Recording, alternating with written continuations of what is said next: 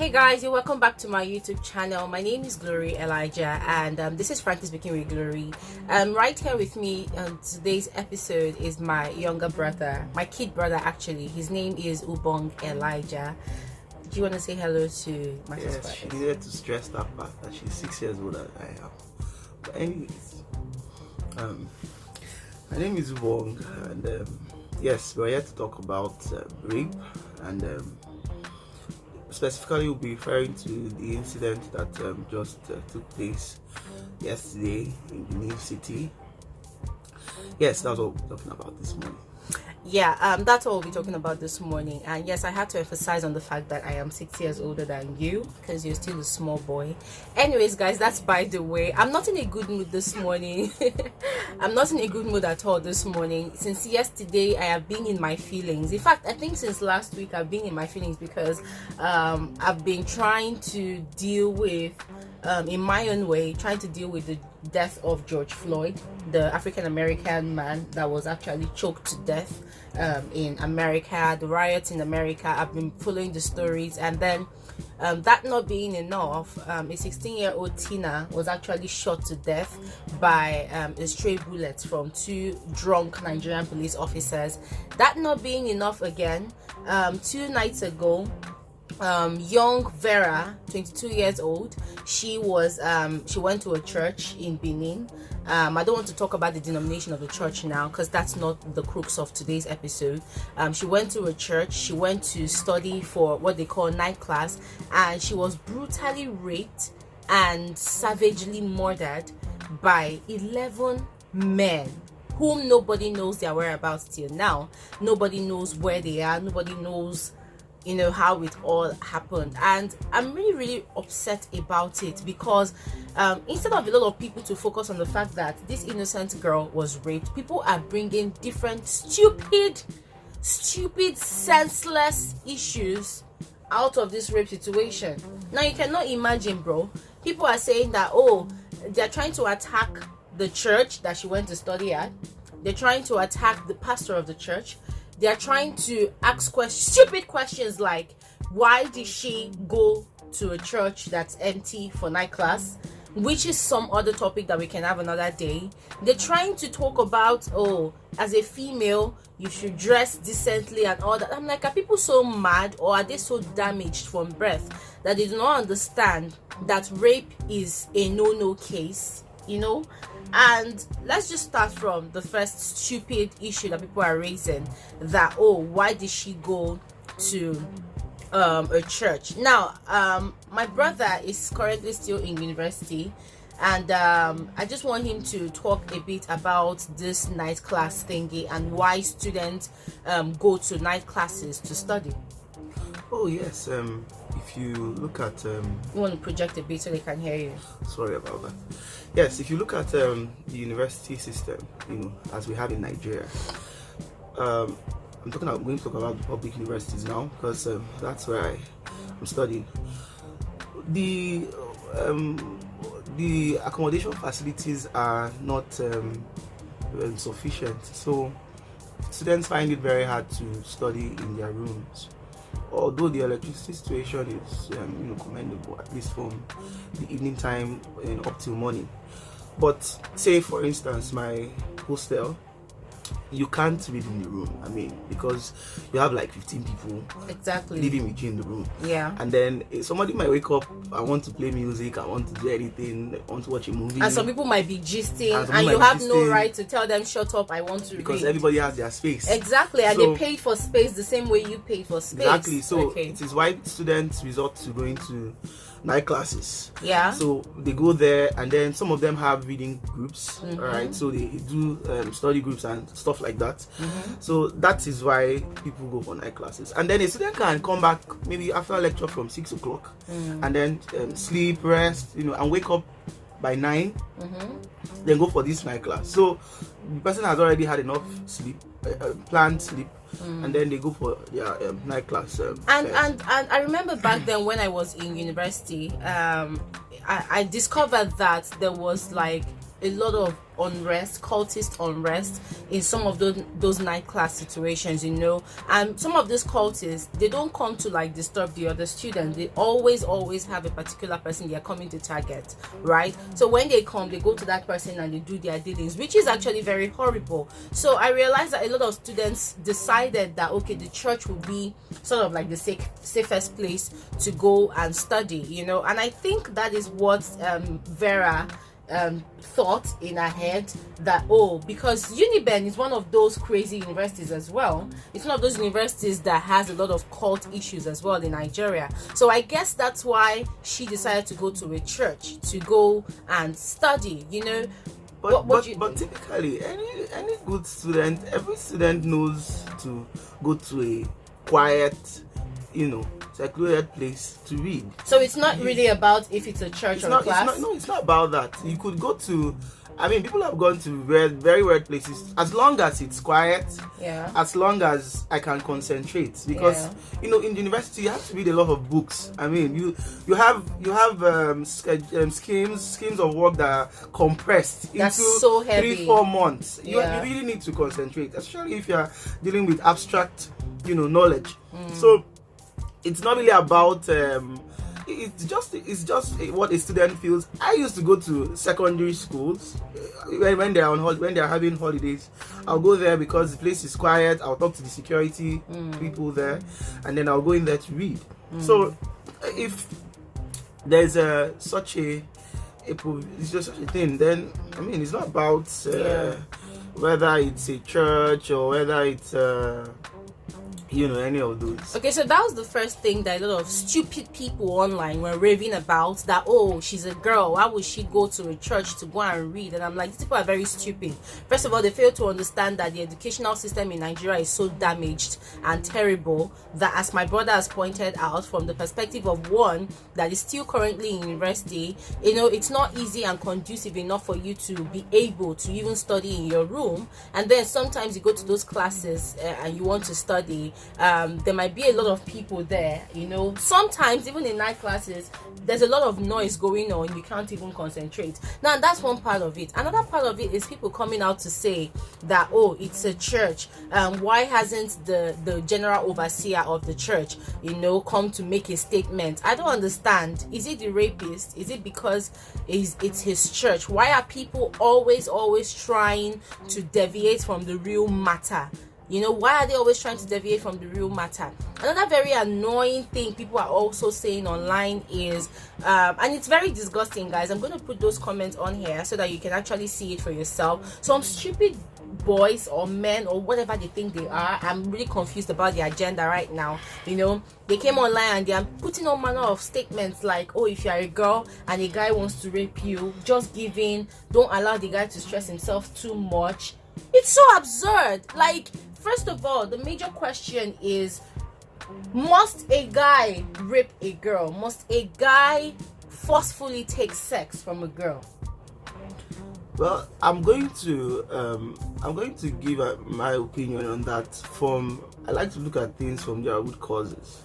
And first of all, to be honest with you, when we have certain things as culture in society, when we have certain values that we don't see as harmful, things that we do not protect ourselves against, then we are bound to have all these sort of things. So for instance, let me go down to even children. You know, you have, I mean, some days ago I was reading some things about pedophilia, and then people were trying to say that some people are saying now that it's a biological they're trying to normalize the situation. They're trying to normalize it. They're saying that it's biological also, just like you could have a person who has who is sexually inclined, like, you know, that's all part of your biology as well. They're trying to make people believe it's all part of biology, human biology, but that's just wrong.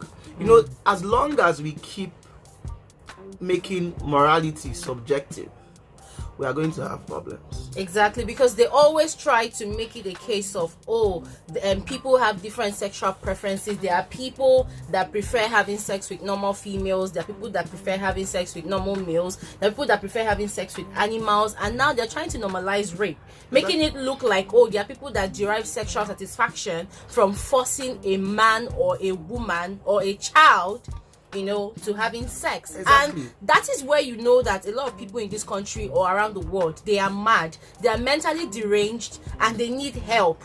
And the moment they realize that they need help, then something is, why are you smiling? Well, sometimes you know my sister, and I'm not seeing you in some of these guys, don't mind this boy here. I'm really, really upset about this situation. Like I said, we need a standard. We need objective morality. That's my take on this. Because as long, it's not just for sexuality. In a lot of other situations, people keep saying, I think this is how we should do this. I think this is how we should do this. Even as a government, we say, no, this is what is best. No, this is what is best. We keep amending laws. We keep having all these hearings and that to check up what we call morality. And as long as we keep going back here and there in that regard, I think we are still going to have problems. In the end of the day, we all want our societies to work. We all want things to go well for our society. So I say that we need a standard. Okay, wait. If you say that we need a standard, first of all, guys, before we continue, I jotted out some things that Amnesty Nigeria posted on Twitter, and I found it really, really sensible, and I just want to read it out. Now, first thing that people need to understand is rape isn't a material for jokes. I'm going to talk about that now. Rape isn't a material for satire. Rape isn't a material for comedy. Rape isn't a material for banters. Rape is a crime. Say no to rape. Now, talking about that, have you noticed that a lot of comedy skits from some amateur comedians that's coming up now online, it always shows sexual harassment as a normalcy. They try to normalize sexual harassment. There was this particular one I saw on Instagram by this guy. He's just an upcoming comedian. There's this girl in his compound. She's bent downwards, she's washing, and then he's making do like he has an erection, and there's this music playing, and then he goes behind her and started dry humping her. And I'm like, what the hell is this? And people will be laughing at such kinds of comedy skits because to them, it's so funny. It makes me laugh. Like, how do people watch videos like that and then they derive pleasure from it without getting the actual message, without understanding that this human being is actually encouraging another youth out there that's watching it that, it's okay when you see a woman washing or doing her laundry in your house. It's okay to go and dry hump her. It's something for laugh. It's something for jokes, Yeah. And then this other one, he calls himself the towel guy. I don't want to even mention his name at all, but he calls himself the towel guy.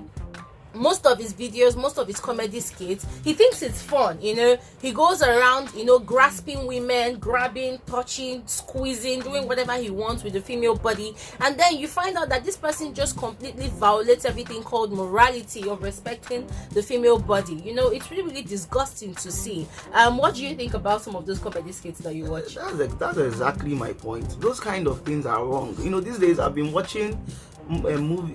I look at certain movies and I see certain contents, and I'm like, you people don't understand what you're doing. You people don't know the message you are giving to these people. And if you want to look at the science of it, when you watch movies, all right, things are being deposited in your subconscious. Subliminal messaging. They are not telling you that, hey, you must believe that this is this, but by what they've acted, by the actions in the movie, by certain scenes that you watch, you have gotten the message already. Exactly. And it dwells in your subconscious. So immediately you might not be acting out the things that you've seen in the movie, but at one point or the other in your life, you find yourself doing it. When you are faced in that kind of scenario, your brain will definitely suggest what you've watched from those movies and from those kinds of things. So, and I know we have censorship boards and all of that, but the thing is, we keep going back and forth on what our standard should be. And believe you me, it has let's trace it down the years. It has not worked. Just reduce it because this my brother likes history a lot. Reduce the explanation. It hasn't worked. So so what do you think is the solution now? Some people are saying that there should be a penalty for rape and all of that, but for me, I feel like if a human being can, because this is not the time to start saying, let's dig into the rapist history of child upbringing and all of that. Some people say, maybe because of the way they were raised, because of and some people will even say that it is the devil's handwork. And I'm like, look, it is high time we started alluding people's actions. Let them take responsibilities for their actions, because a lot of times we make that mistake of trying to put the blame on their upbringing, trying to put the blame on their family and their parents or even environment. But I also believe that individuals have the power. If you can have the power to learn things, you can also have the power to unlearn certain things. So if you've been able to learn how to be forceful on people, especially the female, if you've been able to learn how to actually subject people to your will, I believe that you can also have the power to unlearn those things. So for me, I feel like the penalty for rape is those people that have raped people, they should also be raped as well.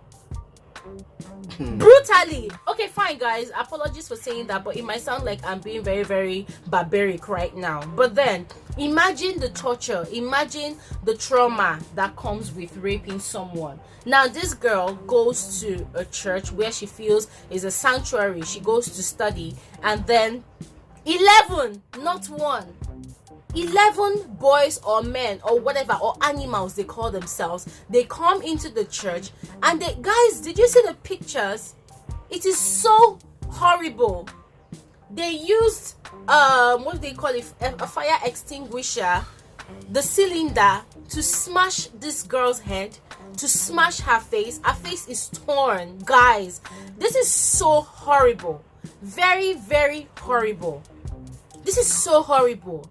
And the criminals are still at large. People, I don't think the police has been able to find their whereabouts yet. I mean, it's so barbaric to even stoop that low to wreak such pain on a human being. It is so sad. It is so sad. So what do you think should be the penalty for rape?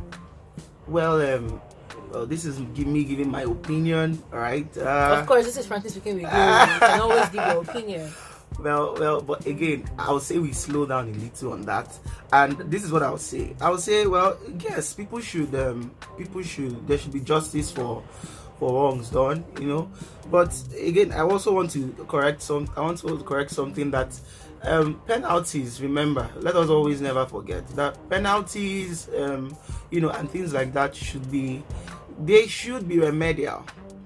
They should be for corrective purposes, and this is what I mean. Okay. So, for instance, if you sentence a person to prison,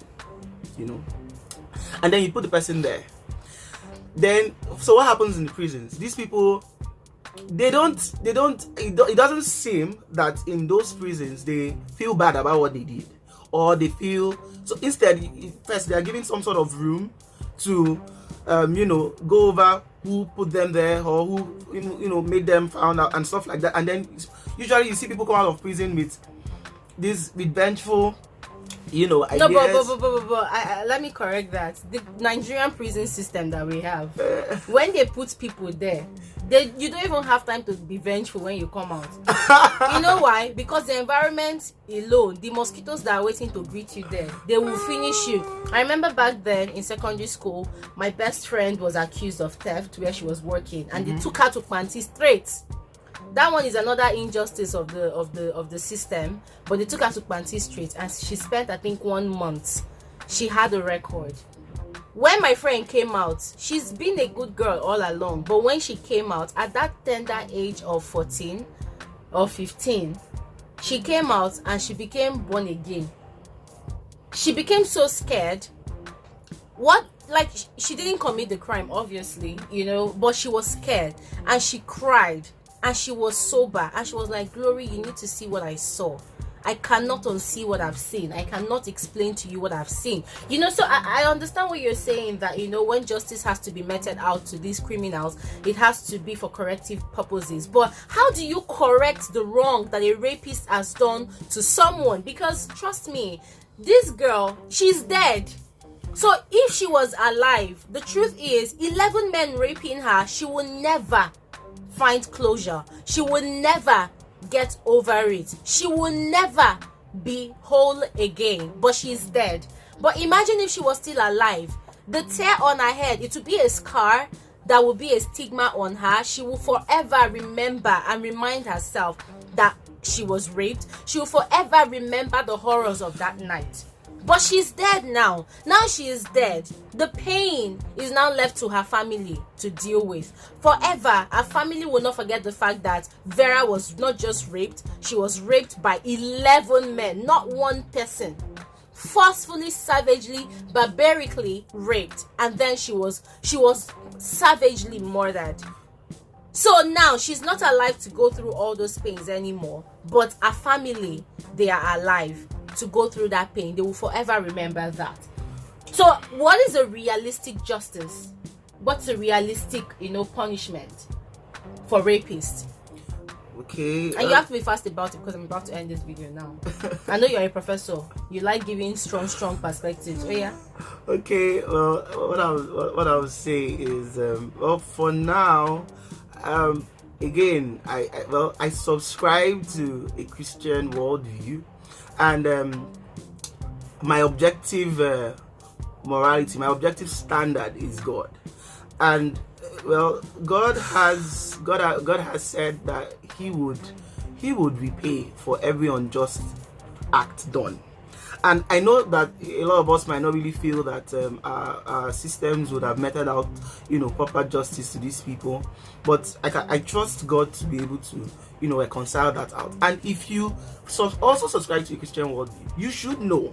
Wait. Allow me to say this. Allow me to say this. A lot of people, no, seriously, a lot of people don't know this fact. No, let me just say this. If you subscribe to a Christian worldview, you should have heard about the resurrection. Please, no. I'm serious. I'm serious. This is a let me be free on my channel. I am your brother.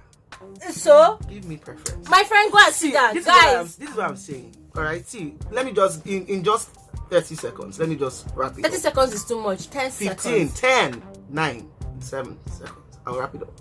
If you subscribe to a Christian worldview, God promises to bring everybody back to life. I'm not talking about your spirit. I'm talking about you come back to life and you will pay for everything unjust you did.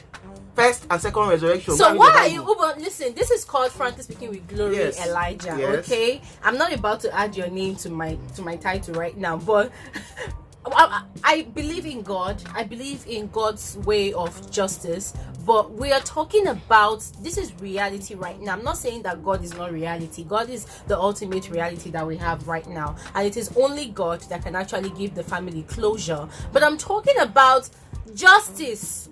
What is the best, guys? I'm gonna leave that question to you guys, because if I leave my brother, he's going to preach the entire Bible to you guys right now. So zip it. So guys, I'm gonna leave that question to you guys. What do you think is the best punishment for rapists in Nigeria and the world at large? Because this is a very, very serious topic.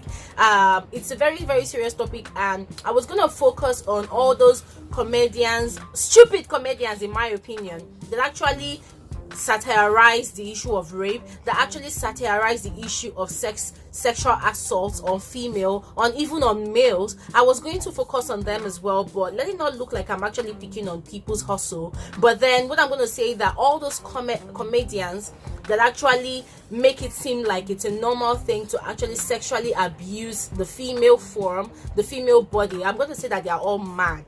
Yeah, they're all mad. But guys, I leave that opinion to you guys right now. Drop it in the comment section below. Let me know what your opinion is about the best form of punishment for rapists in this life, Nigeria and the world at large. That said, that's all for this particular episode of Frankly Speaking with Glory. Thank you guys so much for watching, and my brother is going to say thanks as well. Alright guys, have a nice day. Thanks for watching. Bye. Say bye.